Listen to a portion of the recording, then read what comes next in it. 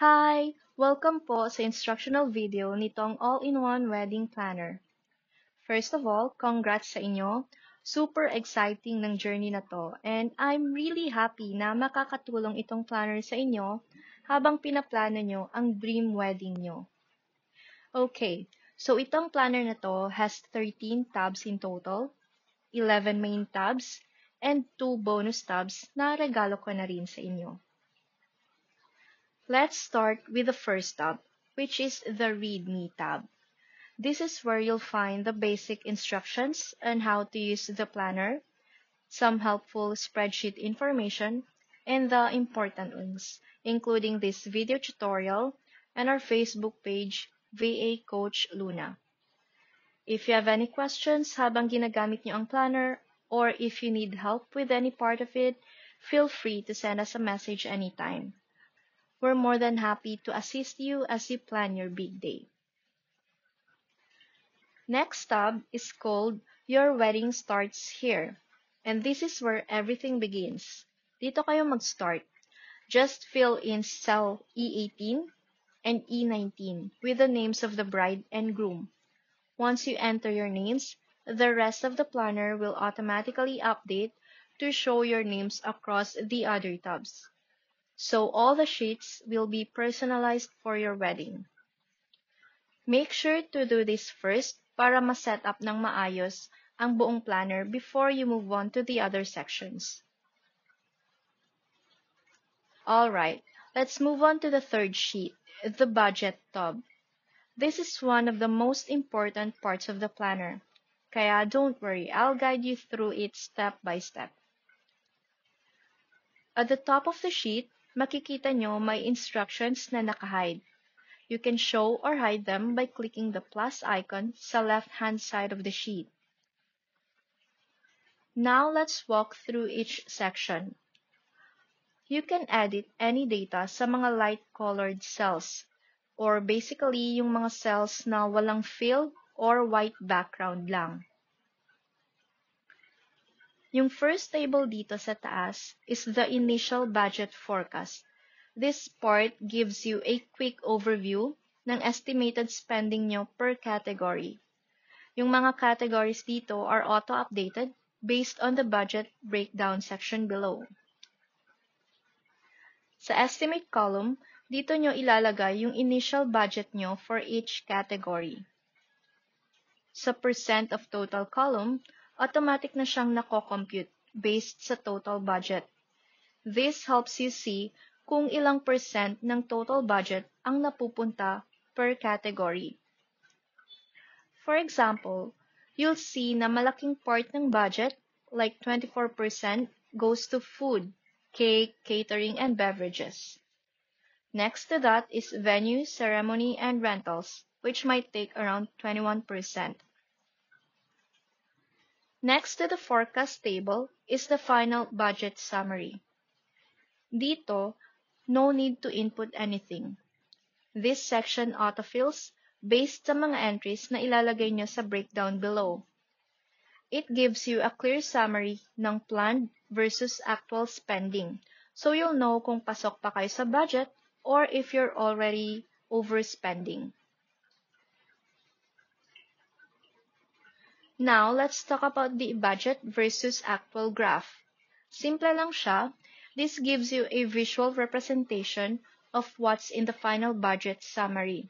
Makikita mo agad if you're staying on track or going over budget.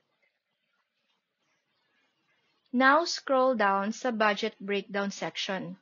Dito mo na fully mako-customize ang budget nyo.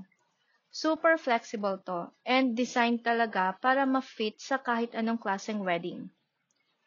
Here's what you can do. You can rename the category names.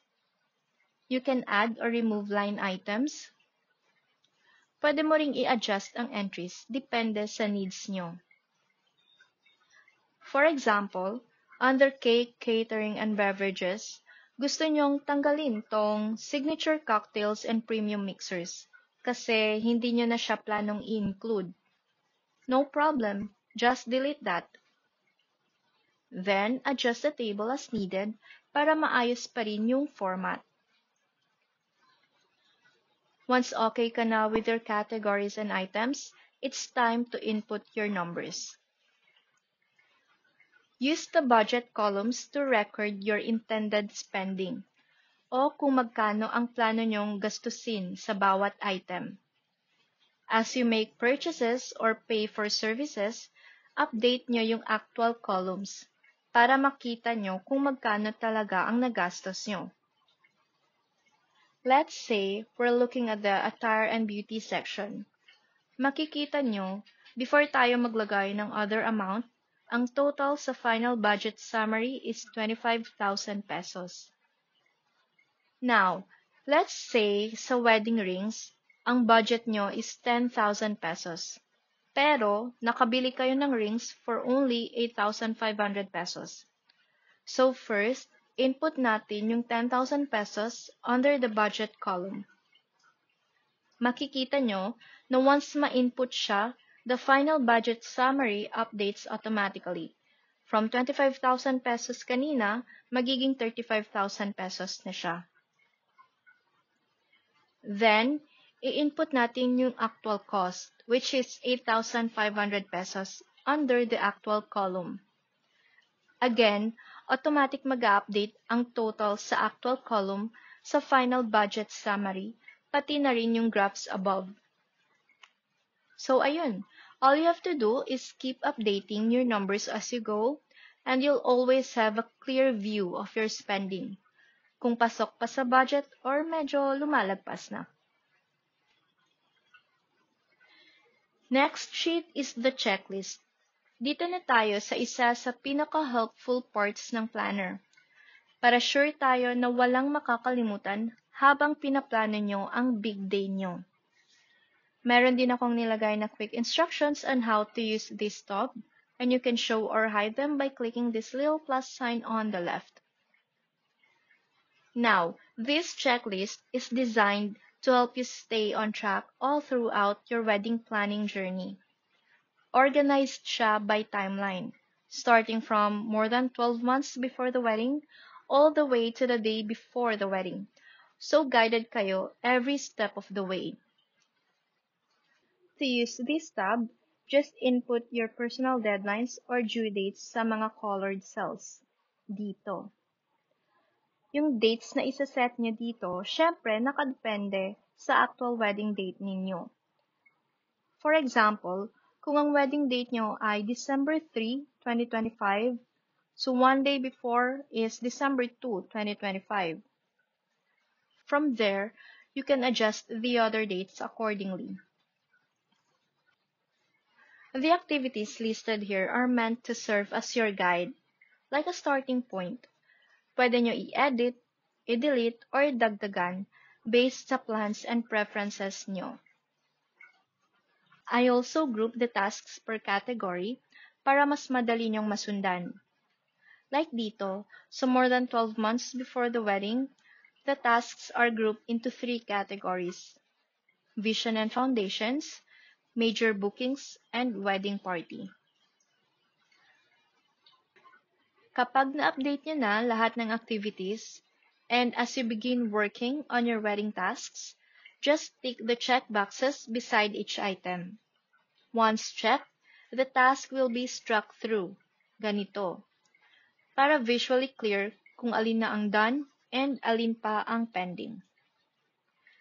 Just a pro tip, set reminders on your phone or planner app based on the deadlines you've set here, so you're always ahead of schedule at wala kayong makakalimutan. We all know wedding planning can get super hectic. Ang dami niyong kailangang ayusin, tapos minsan may mga small details na hindi na napapansin. But with this checklist, it's like having your own personal assistant, always keeping you on track. Laging nakaremind sa inyo kung ano na ang next step. So, let this be your stress-reducing best friend throughout this exciting chapter. Kasi when you follow a clear plan, you're less likely to forget important tasks or make last-minute decisions under pressure. Mas organized kayo, less stress, focused, and more importantly, mas ma-enjoy nyo pa ang bawat moment habang papalapit ang wedding day. Itong venue sheet naman is here to help you list down your venue options, yung mga preferred nyong places for your wedding. Dito, you can fill out important details like venue name, location, fees or packages, pros and cons, para mas madali kayong makapag-compare and make an informed decision kung alin yung venue na swak sa both preferences nyo and sa budget. I set this up para makapag-list kayo ng up to 7 venue options. From there, you can narrow it down little by little hanggang sa meron na kayong final choice. Pwede nyo rin tong gamitin for ocular visits or to take quick notes habang nag-i-inquire kayo. Next up is the dresses tab. Meron din kayong instructions dito na pwede nyong i-show or hide just like the other sheets. Basically, this sheet is designed to help you compare wedding dress options para makapag-decide kayo ng maayos. You can list up to 5 dress options and fill in the details like store name, price, pros and cons. There's also a dedicated field where you can insert a photo of each dress, which really helps when you're visualizing your options. Pro tip for the photo field: to keep your sheet organized and prevent images from overlapping other data, follow these steps. Click the cell where you want to insert the photo. Go to the top menu and click Insert. Image. Insert image in cell. Then choose a photo from your device or Google Drive. That's it. Super neat, and it keeps everything aligned. So with photos, prices, and pros and cons all in one view, mas madali nyong ma-assess ang each option, making it easier for you, mga bride-to-be, to choose the perfect dress that fits your style, vision, and budget. Ang vendors tab naman ay ginawa para tulungan kayong i-organize lahat ng vendors para sa wedding nyo. Halimbawa, dito nyo ilalagay kung sino ang gagawa ng cake, saan bibili ng wedding rings, gowns and suits, photographer, videographer, etc. Pwede nyong i-record ang vendor name, contact details, notes or important reminders. Ang good thing dito, lahat ng importanteng info tungkol sa vendors nyo ay nasa isang lugar lang. So, anytime na kailangan nyong makita or tawagan sila, one look lang sa sheet, kompleto na lahat. This helps you stay organized and saves you from confusion or scrambling through different messages and papers. Okay, so now let's move on to the Guest List Manager tab. Alam ko, planning your guest list can be super stressful, overwhelming. Parang, ang daming factors to consider, di ba? But don't worry, this sheet will guide you in making decisions with clarity and intention. Before we dive in, note that instructions are available at the top of the sheet. To view them, simply click the plus icon on the upper left. To hide them, click the minus icon. So, paano siya gamitin? First, you'll answer the 19 reflection questions, which are divided into 3 important categories. 1. Connection and relationship. Dito, tatanungin mo kung gaano ka-close yung tao sa'yo or sa inyo at kung talagang meaningful ang relationship nyo. Second, guest experience and vibe. Importanteng itanong, what kind of energy will they bring to the wedding? Gusto mo ba ng positive vibe? O baka mag-create pa sila ng drama? Charot lang. But really, vibe is the key. Third, budget and guest list realities. Siyempre, kailangan mo rin maging realistic, lalo na kung may budget or venue limitations. Ilan ba talaga ang kaya mong imbitahan? So, bawat guest, go through each question and answer it with yes, no, or unsure. Medyo straightforward, di ba? To help you stay organized, here's what you can do. First, make a separate list of guest names in another tab. This way, madali mong i-track ang progress mo. Second, add notes beside each name para mabilis mong ma-summarize kung anong reflection mo sa kanila. Then, include a final, optional remarks column to mark your final decision. Kung invite ba, don't invite, or undecided. The goal here is to be intentional. This tool will help you prioritize the people na may malaking impact sa wedding experience mo. And of course, sa overall vibe ng event. Hindi ito para maging super strict or harsh. It's just a way for you to stay aligned with your values and make decisions that feel right for you. Remember, this is your wedding. And at the end of the day, it's about creating an experience that reflects your love, your journey, and your future together. So be honest with your choices, but don't stress too much, okay? You're doing great. Next, we have the guest list tab. This is where you list all your final guests for the wedding. As usual, there's an instruction section at the top that you can show or hide.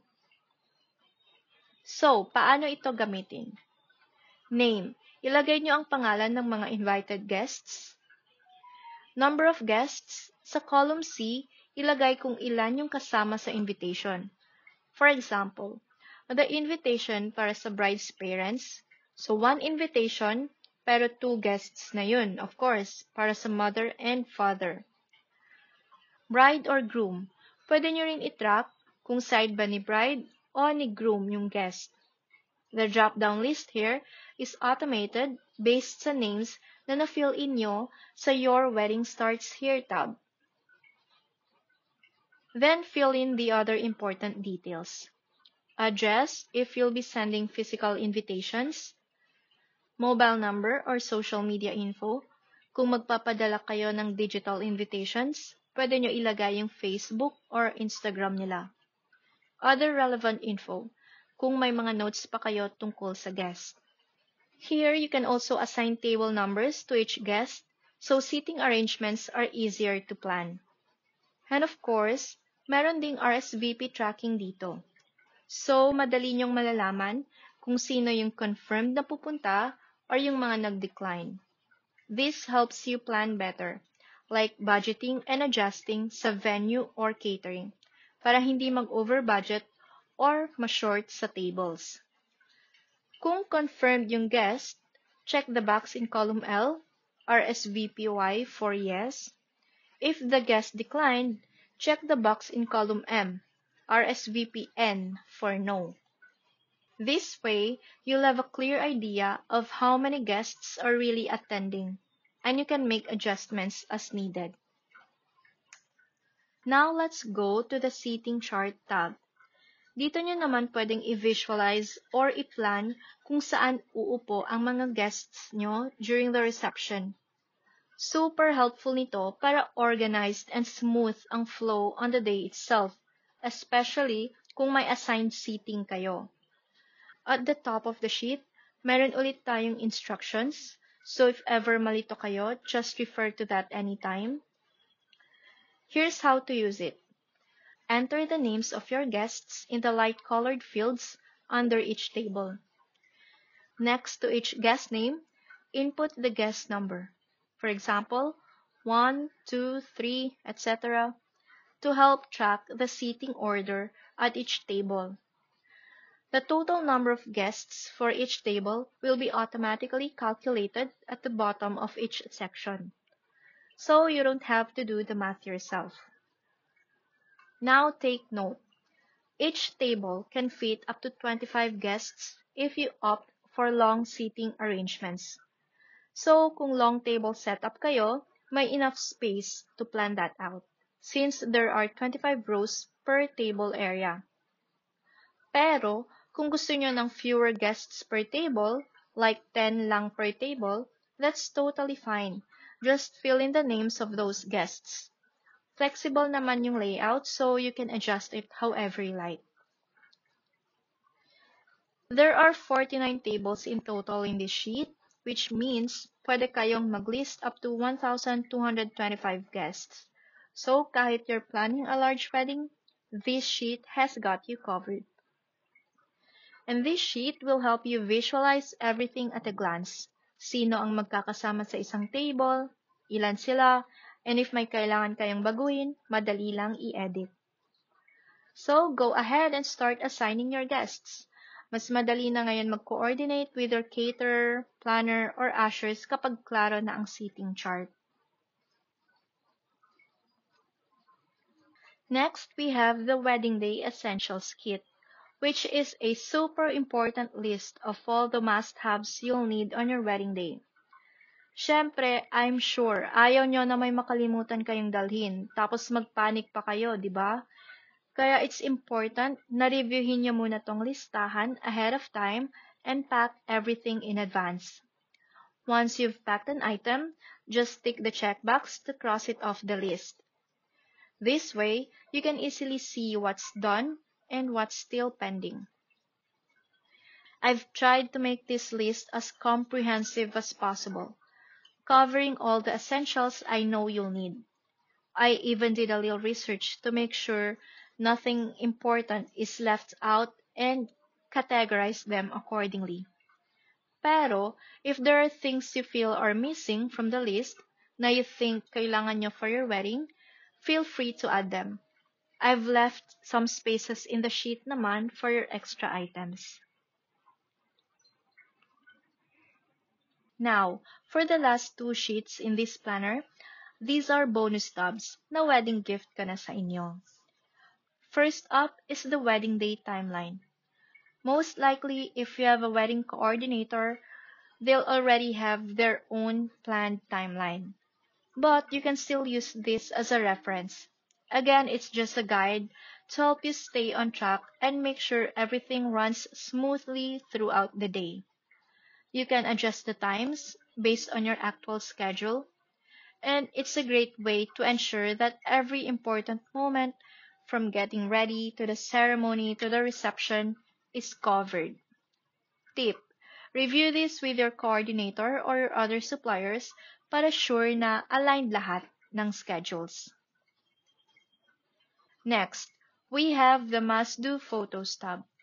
This one's all about making sure you get those iconic, can't-miss shots on your wedding day. I've listed some of the must-have photos like the first kiss, walking down the aisle, family portraits, and more.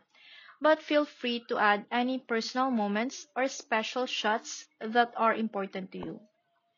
Once you have this list, you can give it to your photographer so they know exactly what you want to capture. This way, you won't miss any of those unforgettable memories. So that's how this all-in-one wedding planner works. If you have any questions, feel free to message us.